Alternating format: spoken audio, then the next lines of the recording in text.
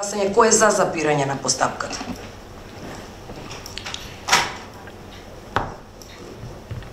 За, 4 против. Констатирам дека со 7 гласа за се запира постапката по БСА Адеми останува на функцијата. Судскиот совет на денешната маратонска седница реши да ја запре постапката за разрешување на претседателката на Врховниот суд. Мнозинството членови на Советот по неколку часовна дебата решија да нема разрешување на Адеми, иницијатива покрената поради недоаѓање на првиот човек на Врховниот суд на седници на Судскиот совет. Пред чинот на гласањето, новостарата претседателка на Советот Весна Дамева, која од минатата седмица се врати на позицијата, порача дека нема да биде за разрешување на Адеми.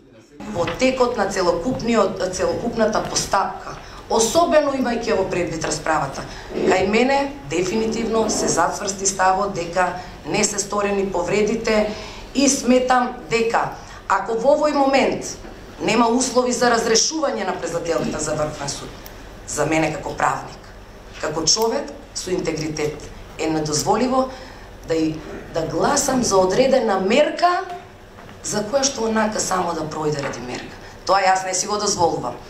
Без оглед сите може колеги да сте против мене, јас сама да останам, ако сум убедена дека е за разрешување ќе гласам за тоа, ако сум убедена дека е за запирање ќе гласам за тоа. Со денешното гласање, барем засега, се стави крај на случувањата околу БСА Адеми и информациите дека нејзината смена е иницирана откако изјави дека трпи политички притисоци за Врховниот суд да го отвори прашањето на аболициите на поранешниот шеф на државата Ѓорѓи Иванов. Пред денешната седница на Советот, евроамбасадорот Гир вчера се сретна со претседателката на ова тело. Тој беше јасен за тоа кои се очекувањата на Брисел од Судскиот совет. It was a productive meeting and I hope very much now that all of the members of the Judicial Council will.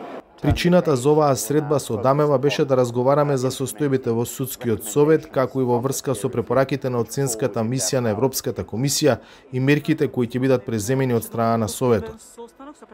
Дамева се врати на чело на Советот откако Управниот суд пресече дека нејзината смена била незаконска, потек кој беше протолкуван како политички мотивиран и кој повлече остри реакции од експертската јавност и од меѓународната заедница.